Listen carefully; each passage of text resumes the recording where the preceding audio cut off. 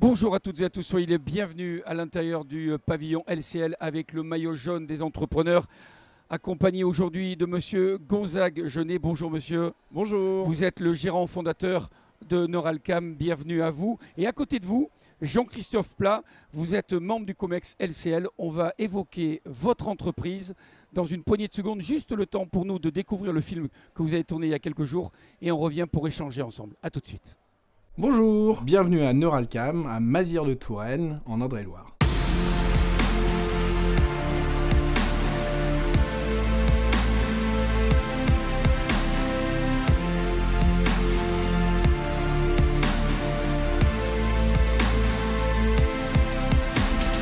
Neuralcam est une entreprise que j'ai créée en 2004 et avec mes 4 collaborateurs, nous travaillons principalement dans l'ingénierie électronique et informatique, dans les systèmes embarqués, avec une spécialité dans la vision industrielle et l'intelligence artificielle. Nous travaillons pour de grands comptes tels que Safran, Tetra Pak ou la SNCF, entre autres, mais par notre petite taille, nous sommes parfaitement adaptés à collaborer avec des TPE et des PME. Notre changement de braquet, nous l'avons fait après la période post-Covid. Comme nous avons été fortement handicapés par l'arrêt des transports aériens, nous avons investi dans un outil de production qui nous a permis de rapatrier la fabrication de nos prototypes et de nos petites séries au sein de nos locaux. Ce gain de réactivité nous a permis de gagner en attractivité auprès de nos clients et ça s'est ressenti directement sur notre chiffre d'affaires. C'est un réel atout auprès des grands comptes qui hésitent à nous faire travailler en tant que TPE. La prochaine étape pour Neuralcam, c'est d'abord de consolider nos acquis, puis ensuite d'augmenter notre surface de locaux et d'agrandir l'équipe. Cela nous permettra de relever tous les défis qui vont s'imposer à nous sur les prochaines années, à savoir l'omniprésence de l'intelligence artificielle et la complexification quasi exponentielle des systèmes électroniques. Alors notre point commun avec le maillot jaune, c'est de devoir travailler avec une équipe sur laquelle on peut compter et se reposer. L'électronique est un domaine en accélération quasi permanente et finalement c'est comme une course contre la montre. Alors monsieur Jeunet, quand on voit ce film, je ne sais pas si c'est innocent ou volontaire, on voit la maison, vous voyez, après il y a le travelling comme ça en arrière. Ça me fait penser à ce poème, cette fable de La Fontaine, le lion, le rat, vous savez, on a besoin d'un plus petit que soi. Est-ce que finalement, quand on voit que vous travaillez avec de très grandes entreprises, c'est aussi montrer qu'on peut être peu nombreux, travailler en comité restreint et pour autant avoir des résultats performants? Tout à fait, oui, c'est vrai que c'est quand on démarre, c'est un complexe d'être petit et finalement à la fin c'est une force. C'est-à-dire qu'on passe entre les gouttes. On a une structure très ajustable, on est extrêmement réactif, ce qui fait qu'on est une solution complémentaire. On n'est pas concurrent avec des grands, on est complémentaire. Et on devient incontournable en fait. Alors c'est vrai que la légitimité elle est compliquée à acquérir au long terme, mais nos clients sont fidèles depuis le début. Ça fait 20 ans qu'on travaille avec l'entité Safran, pour ne pas la citer. Pour nous c'est une belle récompense.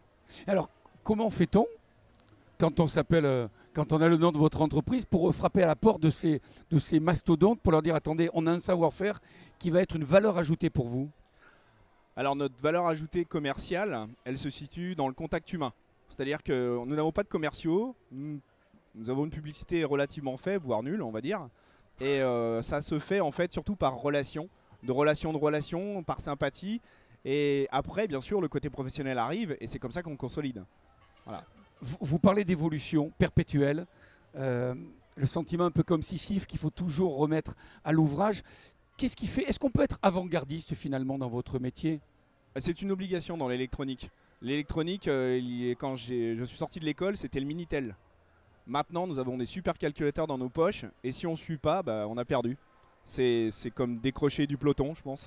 C'est bien l'allégorie. Là, vous parlez dans un cadre, j'allais dire, de réactivité. Ça veut dire que, est-ce que ça n'empiète pas un peu de votre temps d'être toujours en alerte sur ce qui se fait?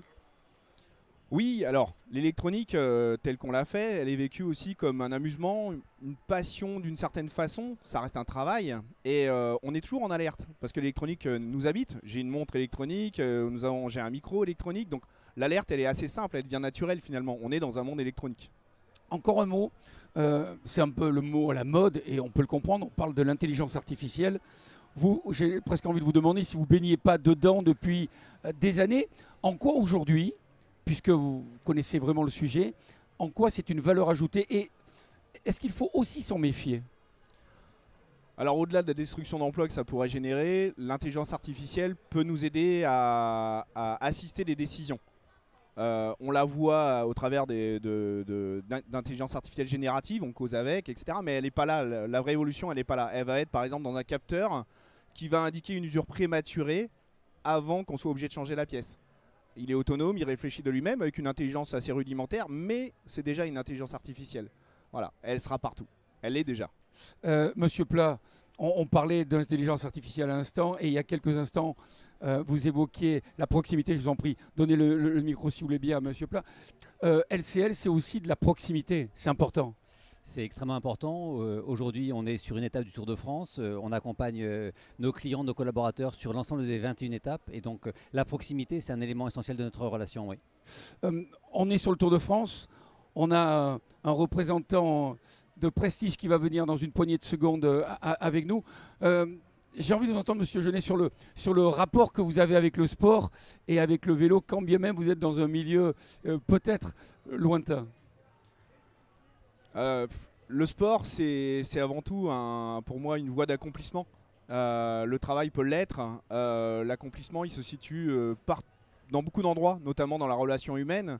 Ce qui fait que finalement, un lieu comme ça, on a un peu tout. C'est un lieu de rencontre avec un de nos partenaires privilégiés. C'est un lieu populaire où on va rencontrer les gens. C'est un lieu de sport où des sportifs vont s'accomplir. Et ça donne envie. C'est vraiment une belle journée. Alors regardez, nous avons Pierre Rolland qui va venir nous rejoindre. Lui aussi, il a eu envie, et plus que ça, puisqu'il a gagné sur le Tour de France. Pierre, bonjour. Est-ce que tu peux nous expliquer la raison de ta présence aujourd'hui? Eh bien, tout simplement, c'est avec beaucoup de fierté et en tant qu'ambassadeur LCL que je vous remets ce maillot jaune des entrepreneurs, symbole de réussite et d'engagement. Sincèrement, félicitations au nom de toute l'équipe d'LCL. Bravo, cher monsieur Noralcam, estampillé, voyez, aux couleurs, mais aussi notifié au nom de l'entreprise. Je pense qu'il trônera bien. Je vais vous laisser faire quelques photos. En attendant, on va remercier celles et ceux qui nous regardent. Merci de votre présence. On vous souhaite à toutes et à tous une belle étape sur le Tour de France. Merci, messieurs. Merci.